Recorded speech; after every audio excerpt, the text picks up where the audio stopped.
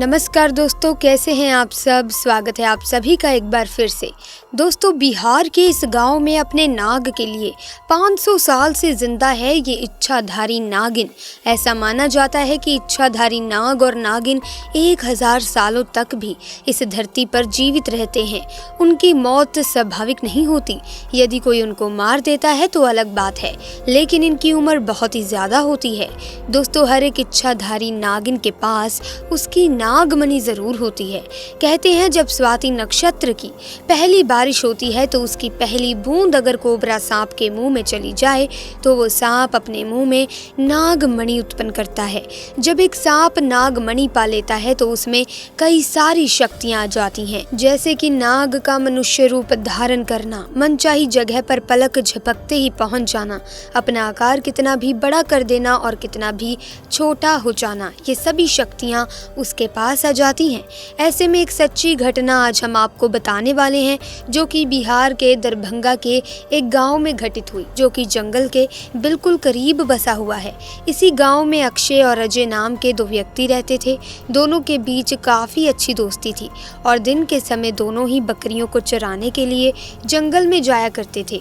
उसी जंगल में एक इच्छाधारी नागिन अपने नाग के साथ रहती थी और अपने नागमणि की रखवाली किया करती थी। एक बार अक्षय की एक बकरी घने जंगल में चली गई तो अक्षय ने अजय से कहा कि तुम आज मेरी बाकी बकरियों को लेकर घर वापस चले जाओ और मैं अपनी इस बकरी को जंगल के अंदर से ढूंढ कर वापस आता हूँ, जो शायद जंगल में थोड़ा और अंदर चली गई है। उधर नागिन भी अपना भेष बदलकर तथा मनुष्य रूप धारण कर नाग को नागमणि की रक्षा के लिए छोड़ गाँव के भ्रमण के लिए निकली हुई थी। जब अक्षय अपनी बकरी को ढूंढते हुए उस जंगल में पहुंचा तो पेड़ के नीचे बने एक बिल में से उसे तेज रोशनी आती हुई दिखाई दी। उसे लगा कि शायद कोई कीमती हीरा या फिर आभूषण उसके नीचे छुपा हुआ होगा, तो उसने उसी पेड़ की टहनी को तोड़ा और बड़ा सा डंडा बना लिया और उस बिल को जोर जोर से मारकर तोड़ने लगा।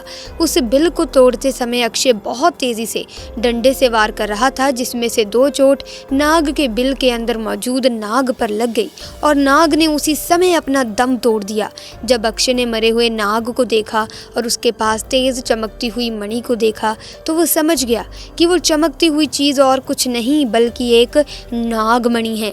उसने पहले नाग को डंडे से हिलाया और ये सुनिश्चित किया कि नाग मर गया है या फिर जिंदा है। फिर उसने जब इस बात को पक्का कर लिया कि नाग मर गया है तो उसने अपनी जेब से रुमाल निकाल कर उसके अंदर उस नागमणि को रख लिया और भागता हुआ तेजी से घर को निकल गया और ये भी भूल गया कि वो जंगल में अपनी बकरी को ढूंढने आया था और वो बकरी अभी भी जंगल में ही रह गई है। इधर जब नागिन वापस अपने बिल की तरफ लौटी तो जैसे ही उसने नागमणि गायब पाई और अपने नाग को मरा हुआ देखा तो वो गुस्से से आग बबूला हो गई। उसने अपनी शक्ति से नाग की आंखों में ये देख लिया कि उसके नाग का कातिल कौन है। अक्षय ने अब एक बहुत बड़ी गलती कर दी थी कि उसने नाग के मरे हुए शरीर को वही जंगल में यूं ही छोड़ दिया। अगर वो नाग के शरीर को उसी समय जला देता तो शायद नागिन को कभी पता ही नहीं चलता कि उसके नाग को आखिर मारा किसने है। उधर अक्षय बहुत खुश था क्योंकि उसे दुनिया की सबसे शक्तिशाली चीज मिल चुकी थी, यानी नागमणि मिल चुकी थी। अक्षय जब घर पहुंचा तो सबसे पहले उसने नागमणि अपने हाथ में पकड़ी और इच्छा जाहिर की कि जंगल में जो बकरी खो गई है वो मुझे वापस मिल जाए। तो दोस्तों, अगले ही पल चमत्कार ऐसा हुआ कि बकरी उसके घर के दरवाजे के बाहर खड़ी थी। अक्षय ये सब देखकर बहुत खुश हो गया। उसने नागमणि की सहायता से अपने घर को ही बदल दिया और अब गांव का सबसे अमीर इंसान बन चुका था, और वो भी केवल और केवल नागमणि की मदद से। अपने नाग की हत्या का बदला लेने के लिए नागिन आग बबूला हो गई थी, परंतु वो विवश थी क्योंकि अक्षय के पास नागमणि थी और वो तब तक अक्षय को नुकसान नहीं पहुंचा सकती जब तक उसके पास वो नागमणि मौजूद है। दोस्तों, कहते हैं कि इच्छाधारी नागिन बगैर नागमणि के भी कोई भी रूप धारण कर सकती है। अपनी शक्ति का फायदा उठाकर नागिन ने एक सुंदर कन्या का रूप धारण किया और अक्षय किसी काम से जब दूसरे गांव जा रहा था तो उसके बीच रास्ते में वो बैठ गई और रोने लगी। जब अक्षय ने देखा कि एक बहुत ही सुंदर स्त्री रो रही है तो वो तुरंत बैलगाड़ी से नीचे उतरा और उस कन्या से पूछने लगा कि आप क्यों रो रही हो। सुंदर स्त्री के भेष में उतरी उस नागिन ने कहा कि मेरा नाम लक्ष्मी है और मैं अपने पति के साथ दूसरे गांव में रहती हूँ, परंतु कल वो एक कन्या के साथ शादी करके आ गया और मुझे मार मार कर घर से बाहर निकाल दिया। मैं बेसहारा हूँ, लाचार हूँ। अक्षय को उस स्त्री पर तरस आ गया और उसकी सुंदरता से अक्षय बहुत मोहित भी हुआ और उसे अपने घर ले आया।